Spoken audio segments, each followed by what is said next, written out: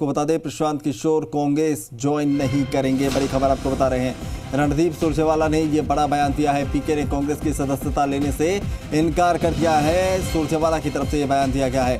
कांग्रेस महासचिव रणदीप सुरजेवाला ने कहा कि प्रशांत कुमार के साथ सुझाव और चर्चा के बाद कांग्रेस अध्यक्ष ने एक अधिकार प्राप्त कार्य समूह 2024 का गठन किया।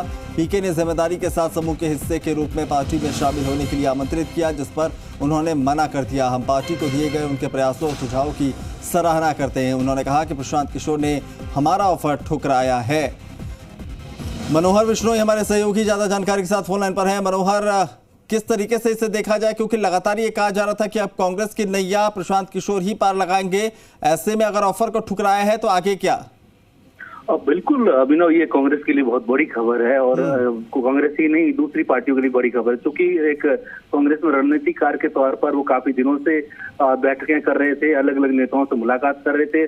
सबसे बड़ी बात यह कि सोनिया गांधी जो राष्ट्रीय अध्यक्ष है कांग्रेस की, उनके घर में बैठ करके सारे सीनियर नेताओं से बैठक कर रहे थे और उनको प्रेजेंटेशन दे रहे थे कि किस तरीके से कांग्रेस रिवाइव हो सकती है, कांग्रेस वापस पुनः खड़ी हो सकती है और क्या करना चाहिए और किन किन मुद्दों के आधार पर आगे बढ़ना चाहिए।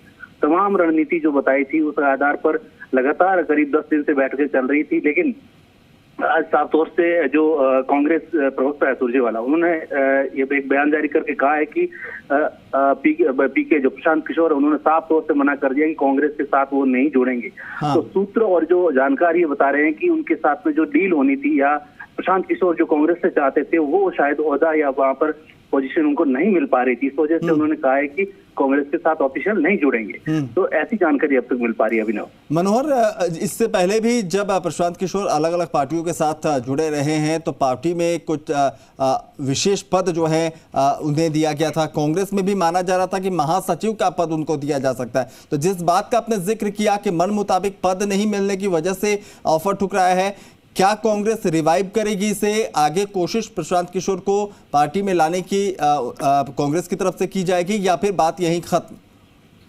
अभिनव, देखिए, इस जो है पूरे जो घटनाक्रम को दो तरीके से समझा जा सकता है। एक ये है कि कांग्रेस में भी दो खेमे थे। एक खेमा चाहता था कि वो जो पार्टी के अंदर आकर के और पार्टी की पूरी जो है जो बागडोर अपने हाथ में ले और पार्टी के लिए काम करे। दूसरा खेमा यह चाहता था कि वो पार्टी में नहीं आए, क्योंकि वो इसलिए चाहते थे कि वो कांग्रेस में आने के बाद रणनीति है उनकी चलेगी, उनकी मोनोपोली नहीं चल पाएगी, और इसलिए एक खेमा चाहता था कि वो पार्टी में नहीं आए। तो उस खेमे की अब जीत हुई है। लेकिन जो सूत्र ये कह रहे हैं कि राहुल गांधी का खेमा खास तौर से वो उनको पीके टीम को नहीं चाहता था, पीके को नहीं चाहता था, लेकिन जो सीनियर्स है वो चाहते थे कि पीके के साथ जुड़ करके कांग्रेस को वापस खड़ा किया जाए।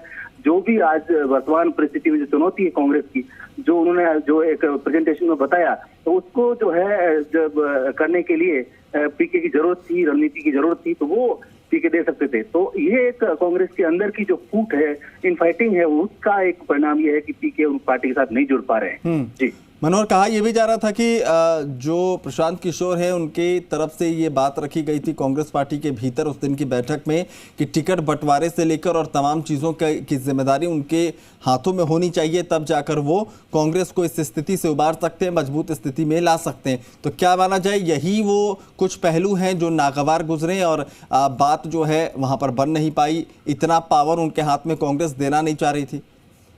जाहिर तौर पर अभिनव, जिस तरीके से जो खबरें आ रही थी उसमें यही था कि अब जो पीके वो चाहते थे कि कांग्रेस के जो खास जो कार्यक्रम है उनके हाथ में आए, चाहे टिकट बंटवारे की बात हो, रणनीति की बात हो, या कैंपेन कमेटी में जिस तरीके कैंपेन का जो एक तरीका होता है वो सारी चीजें हो, तो वो सब उनके हाथ में आए, ऐसा जो जानकार लोग कह रहे हैं। और पीके ने भी कई जो सूत्रों के हवाले से कोई बात निकल के आई है कि उन्होंने इच्छा जाहिर की कि ये सब मेरे पास होना चाहिए तो मैं कांग्रेस को जिताऊंगा। कुल मिलाकर ये कहा जा सकता है कि उनकी जो उम्मीदों के मुताबिक चीजें नहीं हो पा रही थी, शायद हो सकता है इस वजह से उन्होंने इनकार किया। बिल्कुल, वजह जो भी हो, लेकिन कांग्रेस के लिए किसी झटके से ये कम नहीं है। बहुत बहुत शुक्रिया मनोहर तमाम जानकारी के लिए। उधर बांसवाड़ा